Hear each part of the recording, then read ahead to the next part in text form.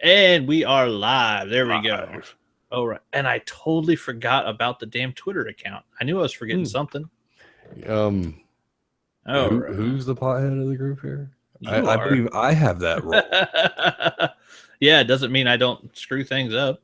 Well, will not let me grab the damn. There we go. Give me the link. All right.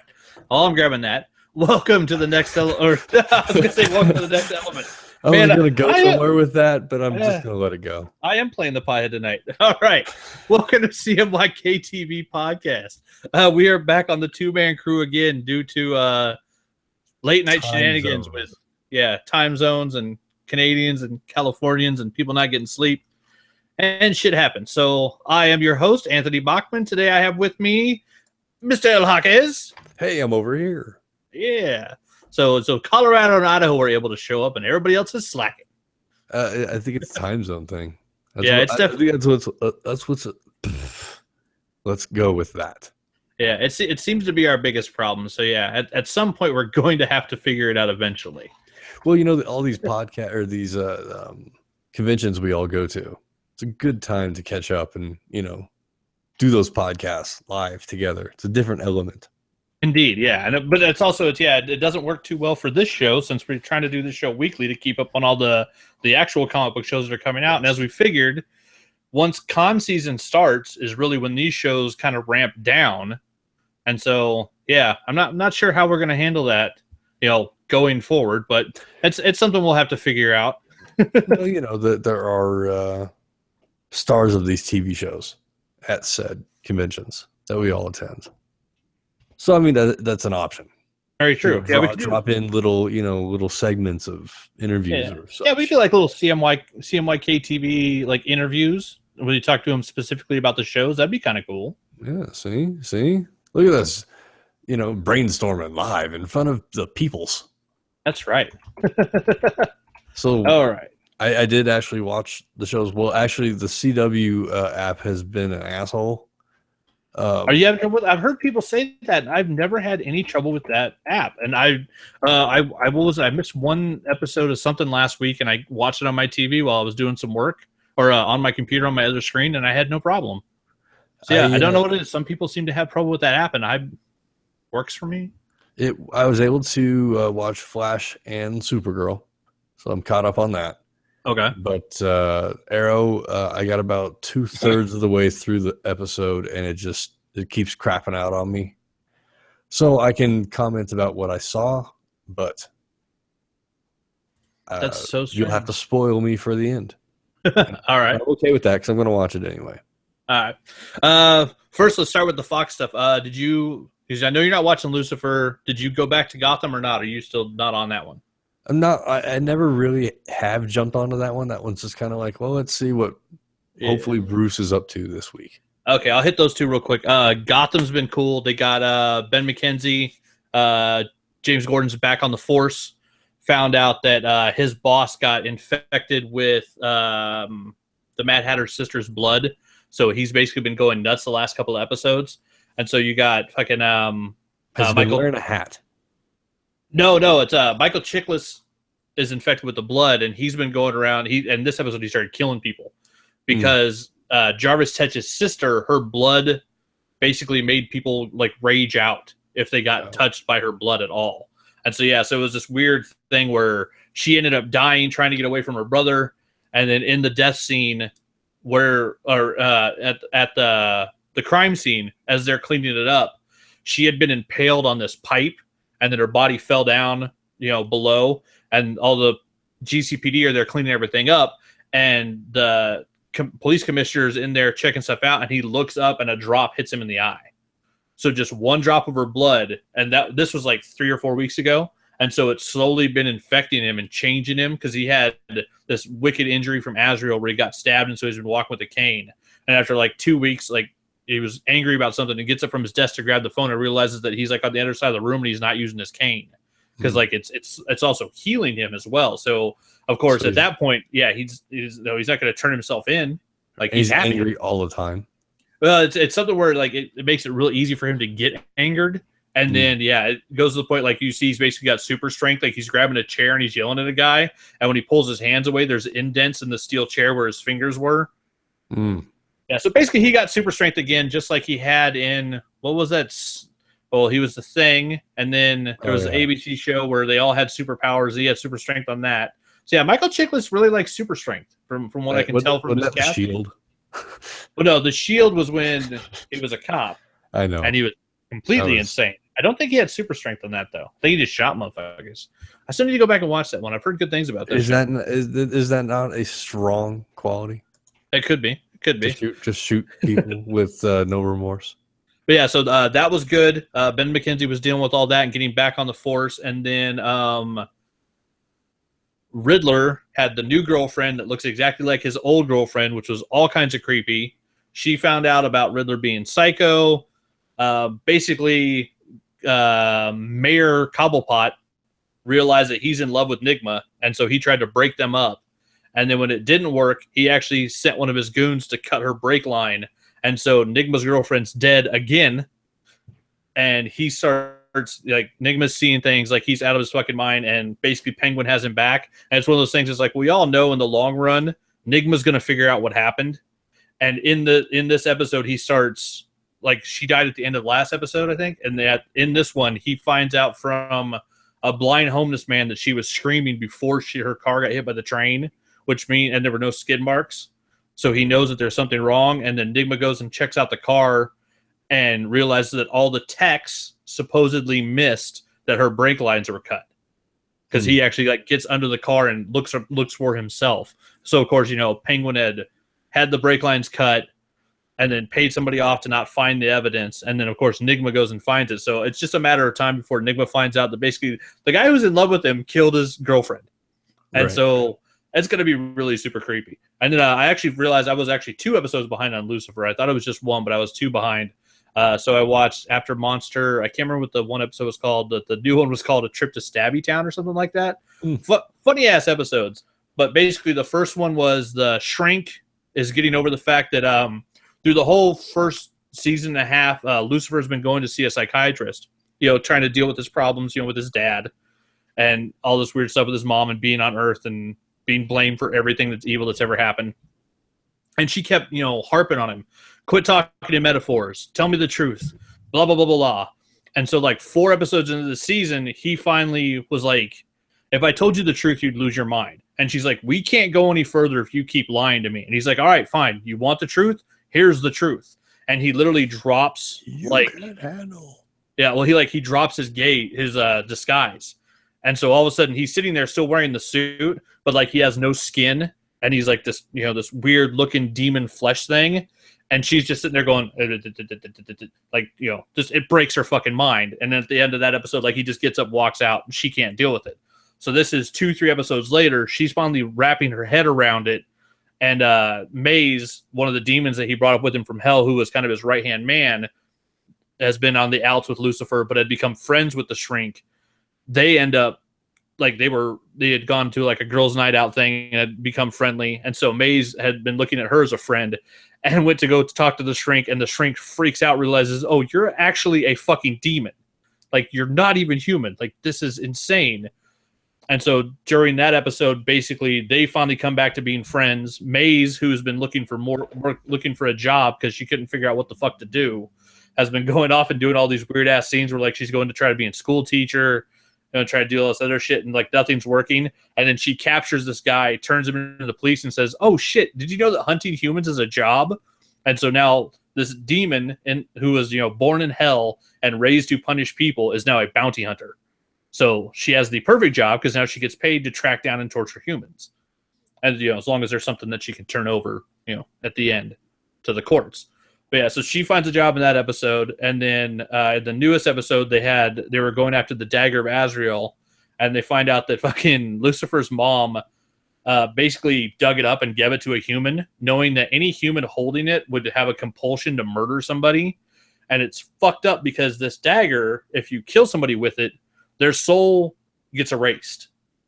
You don't go to heaven, you don't go to hell, you don't go to purgatory, you go away. And so basically the mom was trying to get God's attention by figuring that, if enough people got killed by this weapon and no souls appeared, that eventually he would pay attention. And so pretty much it comes down to Lucifer being all pissed off at his mom again and having to track down the sword and take it away from the humans that were using it on each other. But yeah, it ended up being a really, really crazy episode. That, and then it seemed like Lucifer was kind of flirting with like the CSI chick on the show, which they introduced this season. And there's good, funny interaction between the actors, real good stuff. But it made it to where the detective's character all of a sudden started feeling jealous because Lucifer was spending time with somebody else, where she spent the whole show like basically telling him to fuck off and leave me alone. And now the one time he's not putting all his attention towards her, all of a sudden, like, she starts getting that little jealousy vibe. So that was really fun to see, and they handled it really well in the show. It was cool because he's like, "Oh, detective, are you jealous?" But yeah, Lucifer was good stuff. And then let's see, we didn't have any Agents of Shield again this week, which sucks. Yeah, like November 1st was the last Agents of Shield with the election. There was nothing this week. I don't know when they're coming back. Probably after after Thanksgiving. Probably, maybe they'll come back for 1 or 2 episodes and they'll be done. Maybe, yes, for the year. It's crazy, yeah, because I checked the website earlier for ABC, and it doesn't say anything about a new episode tomorrow after The Flash. Yeah, so the CW shows are running, but we're getting nothing off ABC. We don't have our Walking Dead guys here. So pretty much that covers everything. But I bet you I can tell you, shows. This is what happened on The Walking Dead. Somebody probably killed somebody. Someone probably wanted to kill somebody. Maybe there was a zombie on the show.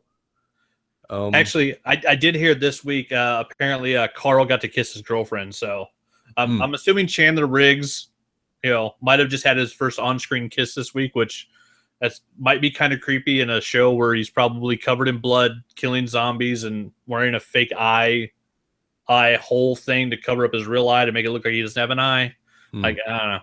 Do they still kill zombies on that show? They still kill zombies every once in a while. Yeah. Is the comedian still on there? Oh yeah, the comedian will be all this season. Yeah, okay. If they stick close to the books at all, because I mean, there's changes here and there about certain stuff. But yeah, Negan in the books, I don't know if it'd be a spoiler or not. But yeah, so 3, 2, 1. If you're not ready for a spoiler, 3, 2, 1. Negan's still around in the books, like 3 years in the future. So there's some serious shit. There's a big war. There was a 12-issue series in Walking Dead called All Out War, where for an entire year, every issue was part of a war that was happening between like the Hilltop, the Kingdom, Rick's group, and Negan's Saviors. So yeah, it was a big, brutal fucking battle. And then at the end of it, in the comics, they jump forward. It was like a year or 18 months or something. So like you get to the end of the fight, and then they jump forward in time, and all of a sudden Rick has a beard and his head shaved, and he's rocking a prosthetic arm because he found a fake arm with a hook. Because in the comics, Rick's been missing his hand forever, and they finally found him a fake arm. So he finally was able to have, kind of 2 hands again. But yeah, they did some serious craziness in the comics. So it's one of those things where every time I'm watching a season of The Walking Dead, because I like watching on Netflix, I just sit and watch the whole season over the course of usually a weekend. And it's nice to watch it just episode after episode to catch up to see what changes they made and what things are different. Like the Rick and Michonne thing was weird in I think season 6 is the one I just watched.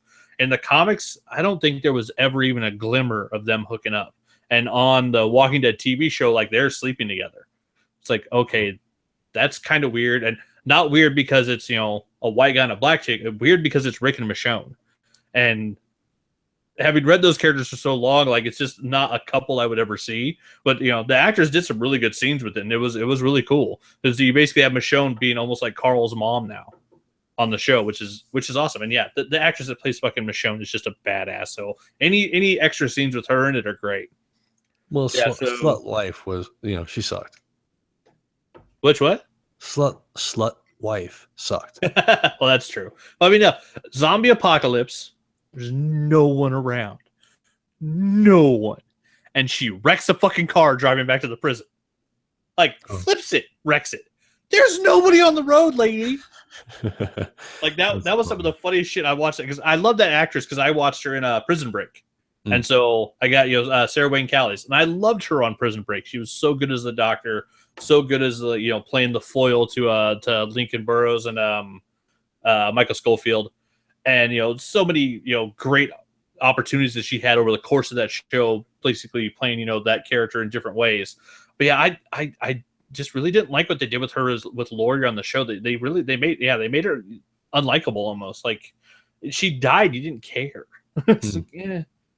But yeah, so that's the Walking Dead. Yeah, people are dying, zombies are getting killed occasionally, and Negan's an asshole.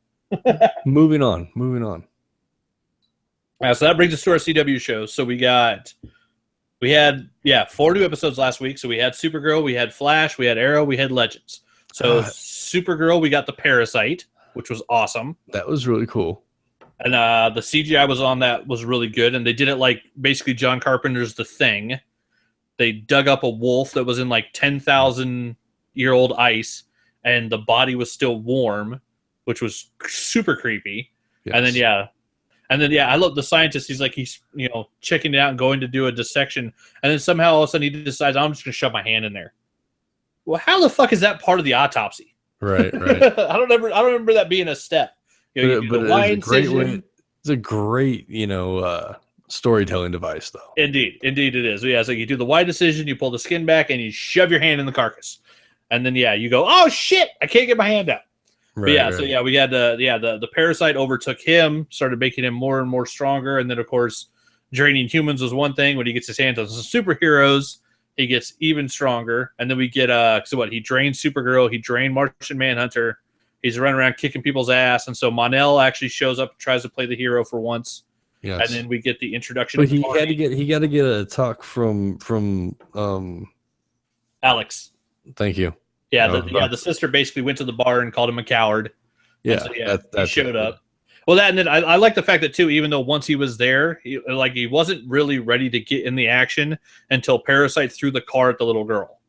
And then that part I like, because then you see Mon-El's like, I'm not going to just go be a hero and try to save. Like he's not, like he doesn't have that in him. Like he's not the alpha male.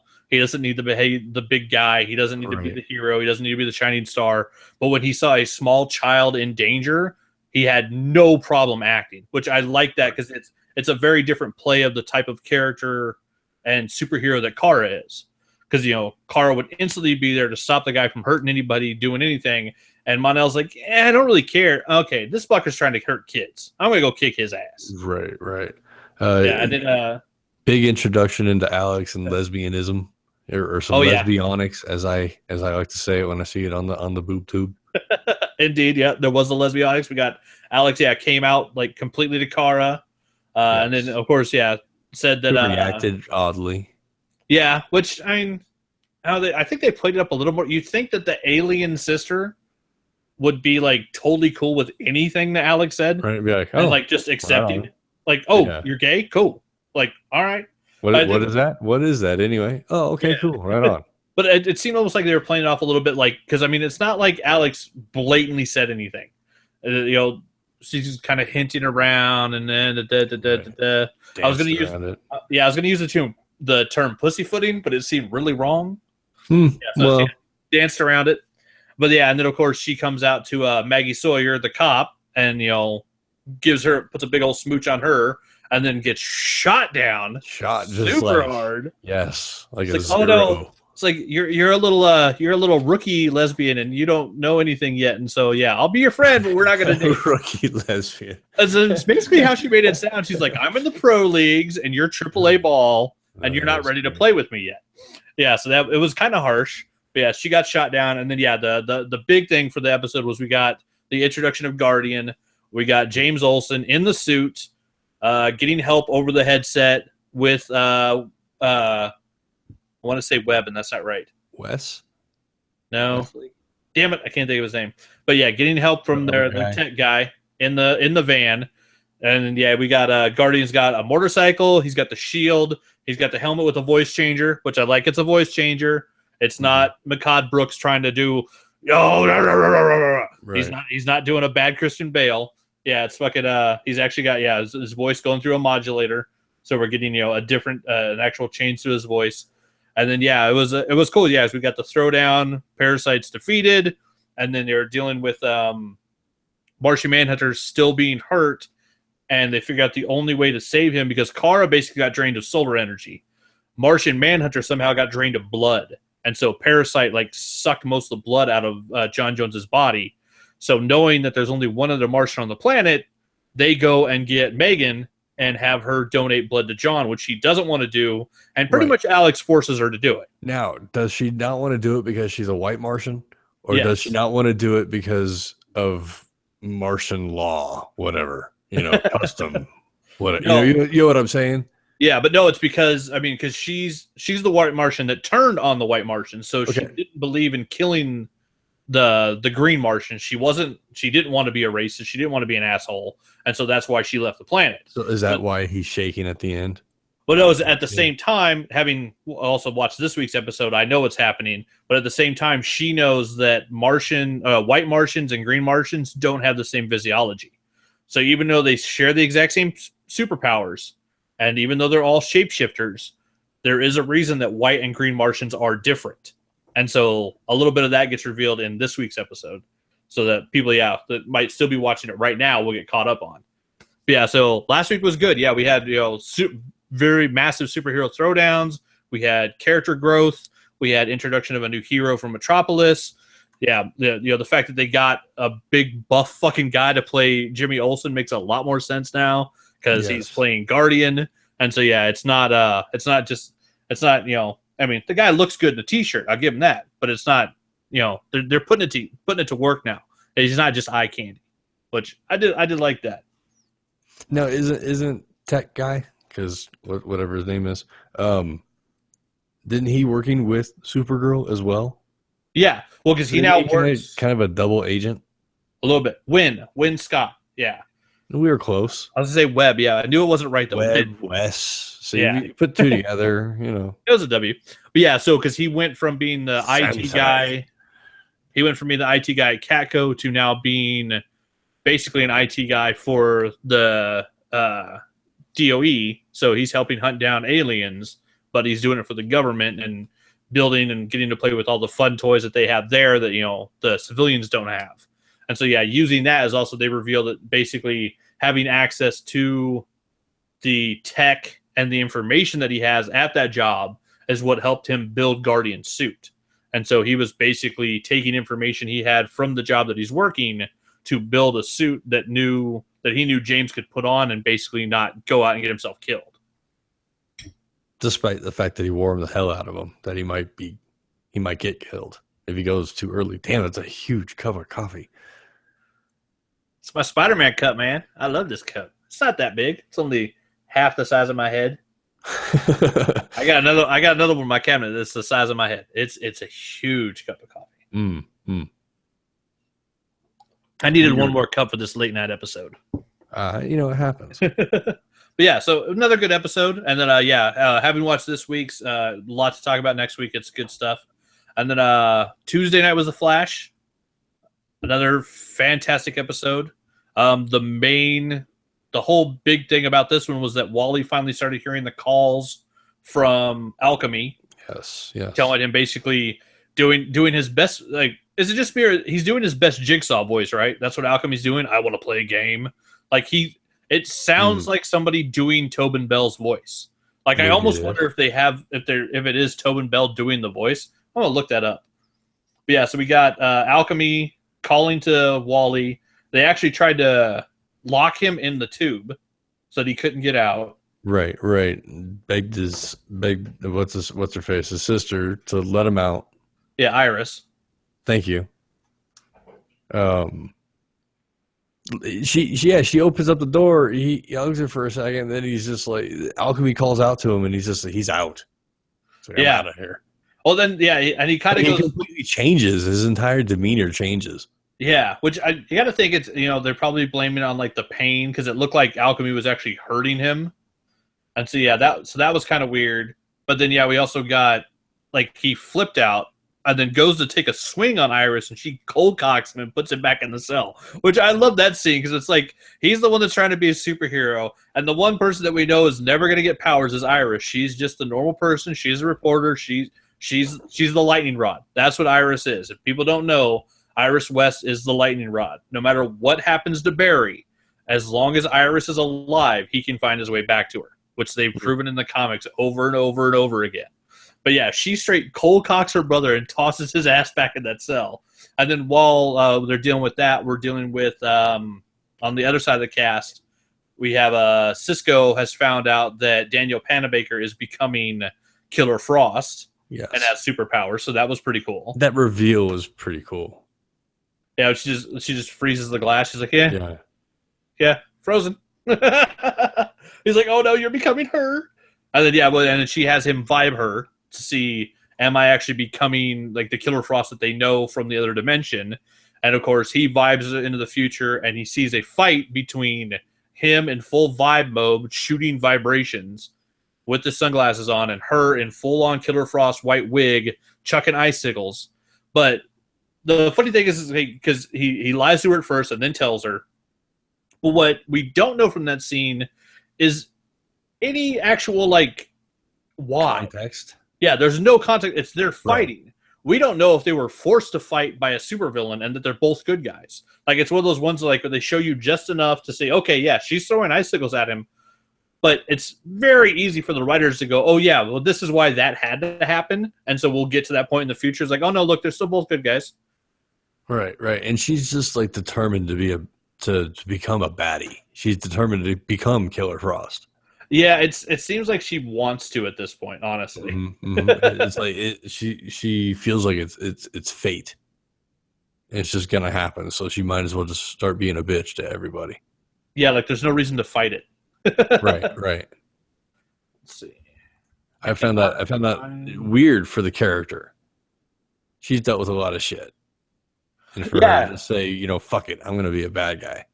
Yeah, it kind of seems like it's with all the stuff she's gone through back and forth. And also we have to remember this version of Caitlyn is the new one, and so it's not the Caitlyn that we had during the first two seasons, 3 seasons. Let's Where are we call at it now? 2 seasons. But it's a new Caitlyn, but still, we know that she's had to deal with a whole bunch of shit, had to deal with a whole bunch of loss.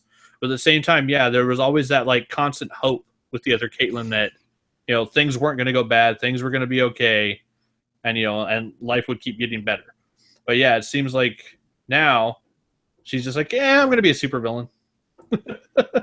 Yeah, it does seem to be leaning that way for sure. Oh, shit. Okay, I found it on moviepilot.com. Tobin Bell is the voice behind Dr. Alchemy. I fucking called it. It's Jigsaw. So it is literally a different mask, and it's Tobin Bell going, I want to play a game. And they caught him for like a minute. Yeah, they caught him for a minute, and then we had one of the best reveals of the season so far. So they used Wally as bait. He goes to Alchemy. The cops follow. The cops and Wally follow, or the cops and Barry follow. And of course, they're going to take down Alchemy and stop everything, and then Wally will be fine. And of course, Alchemy pulls some shenanigans, whoops the Flash's ass with his little lightning rod gemstone power blaster, whatever the fuck it is. Yeah, Power Stone. Which I don't understand. It's like, okay, so I can look at someone and I can shoot them with the energy beam. That I get. But if I'm Barry and I'm across the room and I see that you have a ball in your hand and then light starts coming towards me, why the fuck don't I move?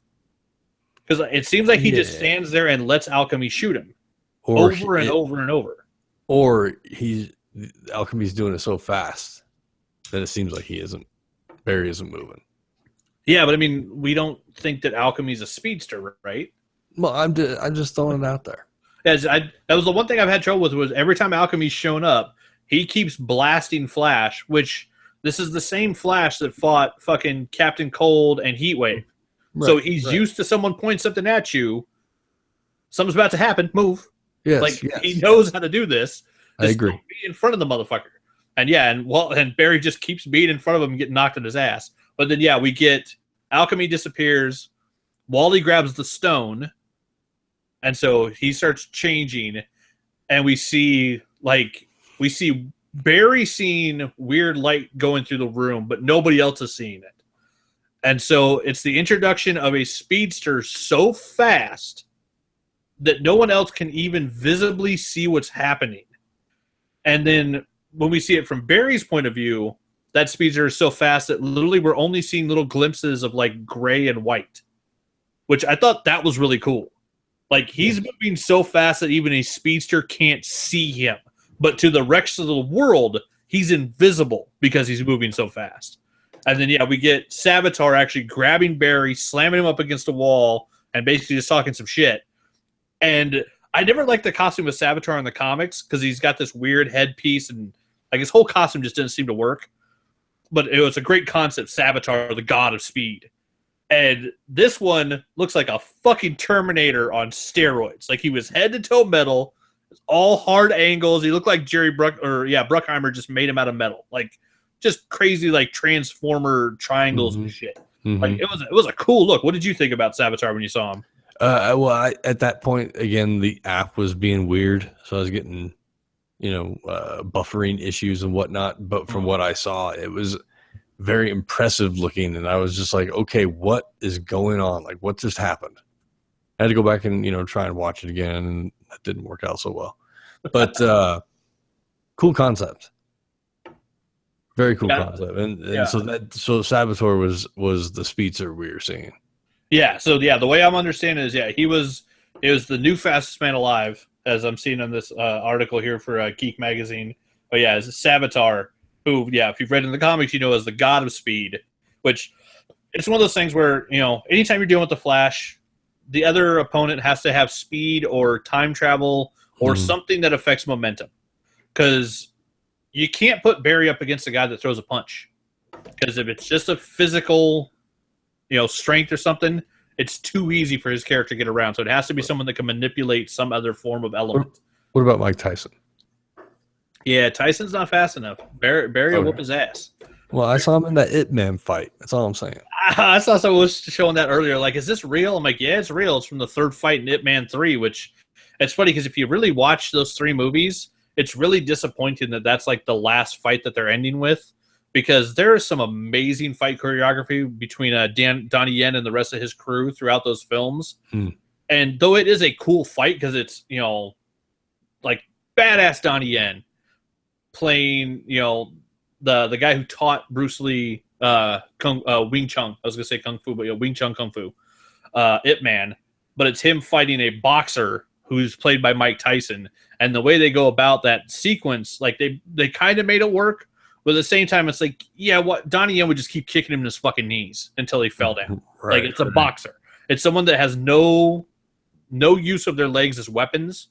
You would attack the things that they don't use.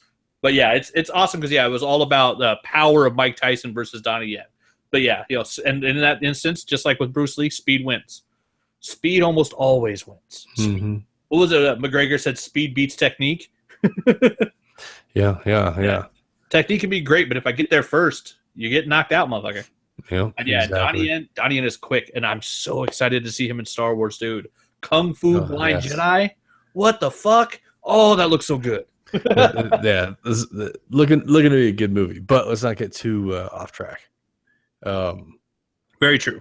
Okay, so we got Savitar, and then that was pretty much the big thing in Flash, is just building up to that. Cliffhanger. We got Barry hanging on a cliffhanger on the end of Savitar's arm as he's getting choked out by a speedster that's moving so fast that everybody else in the room can't even see him. Even though he's just hanging up as he's all pinned to the ceiling. Yeah, it's also because Barry, from what everybody else has seen, Barry is being hung up by the wall by nothing. Even though Savitar doesn't appear to be moving at all, he's still somehow moving so fast that only Barry can see that he's there. And so it looks like a ghost is basically kicking Barry's ass, which was a really cool effect, which honestly, I think when they did that, they were really smart because I bet you it saves on a lot of the special effects budget because you don't have to put him in every scene like Zoom. No, sure. Every scene with Zoom, they had to do a guy in a full head-to-toe black costume, and you got, the guy that played Zoom and his stunt double, and then you've also got to put the blue lightning in for every fucking sequence. And now you have these sequences where you're basically grabbing Grant Gustin, put him in a harness, and throw him up against a wall. Oh, it was Savitar did it. Right. Like, it's got to be great for the budget. Sure. Hopefully, it's money that they saved up to use on next week because we're getting the 4-part crossover after post Thanksgiving, which will be awesome. Starts after Thanksgiving? Yeah, because it's going to be next Monday. Supergirl's the first episode. Okay, so that's the one I'm most interested in is how is she going to be brought in? Yeah, so that's what we're waiting to But find out. are they not going to see that does that? That kind of sucks then, because then they're going to put them out of sequence. Well, we don't know yet because so far this week, all I can tell you is I've seen Supergirl, and they had the commercial for next week being the alien invasion. But there, nothing that happened in this episode leads you to believe anything's going to happen next week to deal with an alien invasion. Like there was no step towards it. Like the big spoilers for this week's episode of fucking Supergirl. Flash does not show up and grab her and disappear at the end of the episode. So it wasn't one of those where you go, oh, that's the start of the crossover. Like none of that happened. Okay. So yeah, it's one of those things where apparently from what we're seeing is that next Monday, the start of Supergirl will be the start of basically 4 nights that will tell one story of an alien invasion that will lead to all 4 shows coming together to fight a bunch of aliens coming to Earth. Which Earth, we don't even know. We're assuming the Flash, Arrow, Legends of Tomorrow Earth, and that somehow they go and get Supergirl and bring her there, which we know Barry can do because he can dimension hop, he can time travel, whatever. He just needs to quit resetting timelines, but we know Barry can go anywhere through the Speed Force. So yeah, it's something where at some point we're going to get introduced, which, maybe it'll start this week on Flash or Arrow, where the invasion will start. And by the end of the Legends episode, they can say, okay, we need to all get together to fight this. Who can we get to help? And that's when maybe Barry goes, okay, I'll be right back. Yeah. Because that could still happen. That could happen at the end of tomorrow night's episode where he disappears to go get Supergirl and then he shows up on her show on Monday. So yeah, so it's hard to tell what they're going to get to actually get us into it. But yeah, so far from what I've seen this week, with just the one episode of Supergirl, there was no hints, no real steps going towards it. Because I wonder if they're just going to do like kind of a one-off story though, or is it we're going to have continuity within 4 shows? Well, I don't know. I think my guess at least is that 3. I mean, it's going to be something where I don't know how much effect it'll have in the Supergirl world, but I mean, eventually we have to hope that at some point they're going to do like the Crisis on Infinite Earths thing, where basically National City gets brought into the Flash Arrow universe, so that they're all part of one world. That would be better. They're all on the same freaking network. Yeah, they're all on the same network, but at this point, right now, Supergirl's off on her own on another dimension, and so yeah, that's the one real last barrier. Which this could lead towards something that maybe the end of this alien invasion leads toward an event that will cause like a big series finale at the end, or season finale at the end of this year, where there's a Crisis on Infinite Earths. Her world is being destroyed or whatever, and they all get together, and Barry and all them figure out how to basically transport her city onto the Flash Arrow world and save everybody. Who knows? But yeah, something's got to happen to where they don't have to keep sending Barry through dimensional portals to go grab people, because then it just becomes a thing of like, oh, well, we need help, so go grab 8 Supergirls from 8 different planets, because you can just hop back and forth through dimensions, so what's your fucking problem? And then that... It was like those episodes of Futurama. With Bender, time traveling. Yeah. Once you start, the time traveling, the dimension jumping, like it's good for, it's good for plot devices, and it's good when it's used correctly. Like new Harrison Wells, new Evil Harry it's hilarious that they found that the one they got is a fraud. Like he's evil. Thank you. I called it pretty quick.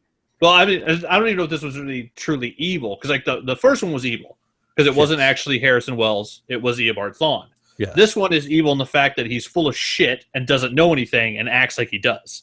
Yes. But he's not like trying to maniacally take over the world. He just wants to be the face of a company and make money and not have to do any work. So he's like a lazy evil. There you go. Yeah, still good. I mean, and I love the fact that that actor has got to play basically 4 characters now. I believe so, yeah. And they're all the same guy, and like he's been the original Harrison Wells. He's been Eobard Thawne as Harrison Wells. He's been Harrison Wells from Earth 2, and now Harrison Wells from Earth like 617 or whatever. Right. 616 wasn't that a 616 is the Marvel universe, the regular Marvel universe. So they would DC wouldn't use that number. That would be funny if they did, though, wouldn't it? Would just be a big old slap in the face. Like, that would be kind of weird. We can use everything from every universe. I mean, technically, it is just a number, as long as they didn't call it the Marvel 616. If they called it that, then there'd be a problem. There'd be a lawsuit. The Marvelous universe. But yeah, I mean, that actor, like Kavanaugh's got to play basically one character, and he's going to play him as 4 different people. Like, that's got to be fun as hell as an actor to not be, stuck in a role. It's like, oh no, we're going to totally change who you are, like, every season. Like, you're going to have a blast. But yeah, so yeah, Flash was great. We don't know how they're going to get into stuff, but we had this week on Arrow was the showdown with the Vigilante. So we had a Vigilante showing up and killing people in Star City. Is there a reveal? I'm trying to remember. Again, the app crapped out on me, so I'm because 2/3 of the way through. Yeah, because the bank robbers were going to hitting banks. They figured out who it was and how. They tracked them down because they knew the Vigilante was going after him and he was killing them. And then they capture him. He takes out Mr. Terrific, so Mr. Terrific got massively hurt. And then Ollie confronts him. And we had the showdown between the two of them. And then when he went to pull off Vigilante's mask, like there was a smoke, like flash bomb, so that Vigilante escaped. They got Terrific out of there, saved him, got him some medical attention so he wasn't hurt. I'm trying to think if there was any other big reveals or anything in Arrow this week. It just seemed like the continuation of the storyline they were doing, but nothing really crazy. Gotcha. I'm going to go back and finish it up, but I was just curious if we got a reveal of who the guy was. The other Archer. They had more dealings with him, but yeah, we didn't get. Oh no, we didn't get a reveal of Prometheus or Vigilante. Yeah, so basically we have two new guys running around in town killing people, and yeah, they didn't stop either one. Yeah, so Arrow and his boys are falling behind, and then the flashback sequence was a big throwdown with Dolph Lundgren and Ollie, where they actually Ollie tried to kill him, even though Ollie was basically had been captured by him.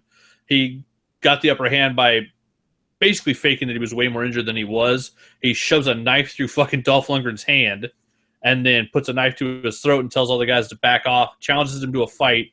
And then somehow Dolph Lundgren, after having just had a knife shoved through his hand, goes hand to hand with Ollie, who, has been being tortured for the past couple of days, but is able to just punch the shit out of him, no problem, with a hand that just had a knife go through it. He kicks the shit out of him, tells him that basically the Bratva were lying to him, and then the Bratva show up. And so Ollie kind of figures out that he was pretty much screwed over by the guys that brought him in and I guess acted like he was Bratva. So yeah, it's still a question of who's screwed who over. It seems like everybody's double dealing on everybody in that world. So yeah, so that was a whole bunch of crazy. Sounds like it. Yeah, I was leading up to I guess what was the fight between Drago and Drago and Ollie Queen and Queen. Yeah. Because he had just swiped the gun from Ollie, so I figured the fight was coming. Some sort of it was coming. Yeah, Ollie had the gun, was trying to get out of there, and then Drago got it back from him. Yeah. And then they ended up they went. Basically, Ollie challenged him to a fight, and he took him up on it, knowing that this guy's been tortured for the last 2 days. I'm going to kick the shit out of him. And then the Bratva showed up and fucked things up. So yeah, it was a crazy episode. Yeah, sounds like it. And then I keep forgetting about Legends. Legends was good. So I know I'm not going to be able to see the first episode of the season due to lameness of streaming. Yeah, and they only keep 5 on CW. So yeah, that's the one thing now that they're not on Hulu. You got to keep within 5 episodes. Yeah, so I'm going to try and go back and kind of catch up before. What do you call it? The crossover starts. So I can crossover next week. The continuity of it all, because I like that part of it. Yeah, and this week was good because they went back to the Old West again. So we had more Jonah Hex, same actor as last time, and then he was hunting down Turnbull, the guy that gave him that pretty face, and we found that Turnbull had caught a time traveler who was looking for ore that basically in the 1800s, no one should have been able to basically discover what it was. And we end up finding out that it's Dwarf Star, the stuff that Ray was using to power his suit, which I think he said he was using a fingernail's worth to power his suit. And Turnbull found enough to fill a train car full of it. Oh, damn. Yeah, so he ended up changing time to where there was it was the Turnbull Turnbull country or Turnbull territories or something, where pretty much he took over everything west of the Rockies and like fought off the U.S. government. Like, it was crazy. So yeah, they went and had to fix that. We got the main throwdown basically was Steel had to get in front of the train that Turnbull had loaded with Dwarf Star that was going to blow up a pass in the mountains so no one could get through. And Steel basically gets on the train tracks, stands in front of the train, and is like, okay, I can do this, I can do this, I can do this. And he turns into metal and pretty much catches the train, which is, of course, super scary because supposedly the train, I guess the locomotive was made out of the Dwarf Star, which I don't really know how that would work but whatever. But he was scared of it because earlier in the show, we see that Turnbull was shooting a gun that he'd made Dwarf Star bullets. And when he shoots one at Rory, Steel jumps in front of it thinking that he's bulletproof because earlier in the episode, he's knocking down bullets with his hands. And the Dwarf Star bullet goes right through his steel skin and goes into his guts. And so, yeah, all the other bullets that Turnbull had shot were exploding and like blowing up, giant stacks of boxes, which happened to be everywhere he shot, so that the special effects crew could blow shit up. Sure. But yeah, then Steel took one in the gut, and apparently that one, if it did explode, it exploded inside of a guy that was made out of metal, so it did a little less boom. But yeah, still fucked him up pretty good, and he had to go back to the ship and get patched up.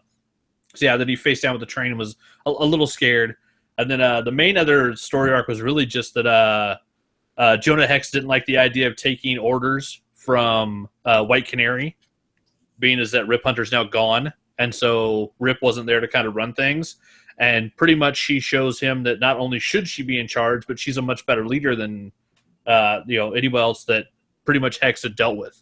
And so by the end of the episode, it was really cool. It was pretty much Hex realized, like, not only is this chick badass, like, she's totally earned my respect. Like, this chick can lead the way. So yeah, there's another, they go back in time, save the day, turn things back around to where, the Turnbull territories don't exist, or Turnbull country, whatever it was. It was a weird name. Right. Yeah, another fun episode. And then, as far as I know, they left things pretty solid where I think nobody's currently dying. The other messed up thing is that Professor has been having weird headaches and images, and he realizes him and his cohort. I can't think of. Damn it! I can't. Anyway, go on. His counterpart in Firestorm, they both kind of figure out that he's not having hallucinations. He's having new memories overwriting his old memories, and it's painful because, as they're traveling through time, like, it's slowly catching up to him. And so because of the two times that the Professor has dealt with himself in the past, that's made changes to who he is as a person. And so he's seeing images of this new woman that he's fallen in love with in, like, his 20s. That is some woman he never met before, and it's not the person that he recognizes as his wife. And they made it really easy in the flashes because, of course, the wife we've seen on Flash and through the Legends episode, she's got blonde hair, and this is a brunette that looks nothing like that actress. And so in the flashes, it's really easy to tell. It's like, that's a totally different chick. Yeah, so apparently, going back and messing with instances that his younger self was in multiple times has possibly caused the Professor to lose his marriage in a way that would be really weird because it would just unhappen. Right. So yeah, another twisted time loop to deal with. Yeah, one more thing they got to figure out how to fix because at some point he's gonna have to go back and Jackson, that's who it was. But they're gonna have to figure out how to go back and fix that. And then those two are also still sitting on whatever message it was from Barry that they got in the hidden time vault that they haven't told the rest of the team whatever it was that he warned them about. That the warning was apparently only for Rip Hunter. No one else was supposed to hear it, and Jax, the Professor, were the ones that found it. So they're still hiding that information from the rest of the crew. And then we got Vixen and Rory had basically kind of a little meet cute this episode where she kind of got a better understanding of the fact that he's not quite the animal he plays, but when he does play the animal, he's really, really good at it. But yeah, and Dominic Purcell, he just seems like he's loving that role. He seems to be having so much fun playing Mick Rory. He runs around, kicks ass, sets stuff on fire, drinks. Like, just seems like he's having a hell of a good time. Sure. I do, and I haven't seen this season, but I'm already going to miss the fact that Captain Cold isn't on the show. Yeah, with having I always think of Michael Schofield, Yeah, having Schofield not be there with Lincoln Burrows, not having both the Prison Break brothers at the same time is kind of, it's not as much fun. Which, you know, the cadence of that guy is just like, it's mesmerizing. Oh yeah, yeah. Wentworth Miller is a fantastic actor, and yeah, I mean, I'm one of those people. I loved Prison Break. I was one of those people that thought I was, you know, going. They're like, oh, we're gonna do a show about a prison break, and by the end of the first season, they're gonna break out of prison, and we're gonna keep the show going for 4 years. Like that was amazing. Yeah. Like nobody thought that would work. This is Fox. They canceled Firefly after half a season, but they kept a Prison Break show going for 4 years and a movie. Like fucking fantastic. And I gotta believe most of that was Dominic Purcell and Wentworth Miller. Those two guys play together so well, and they play off each other so well. And yeah, them is when they announced, that was one of my favorite things when they announced on Flash that the Prison Break brothers were going to be hot and cold. When they said though that was going to be Captain Cold and Heat Wave, I instantly knew that the show was going to be fantastic just to have those two, you know, working together again. And yeah, whatever Wentworth Miller's doing with that Prison Break or whatever. Like, I hope we get more Captain Cold at some point back in the Legends because, yeah, that character is sorely missed. He's badass. From what I understood, he was leaving Legends so he can be on all the shows. Which, yeah, that works. As long as there's more Wentworth Miller. That's what we want. More Wentworth. He had a little short little cameo there in, what was that, a Flash episode just recently? Was that not? Yeah, I think it was Flash that he popped in on. Yeah. Yeah, he's great. So yeah, so we'll look forward to more Wentworth Miller and more CW shows. And yeah, starting this week we get the more build up, which we don't know what it's going to lead to, at least during this week's episodes. But we know for a fact that next week, starting on Monday, the 28th, Supergirl, that's the start of the alien invasion and the 4-part crossover. So if you're not caught up yet, try to get caught up by next week because next week is when the fun's really going to start. And yeah, as Felicity Smoke says, best team up ever.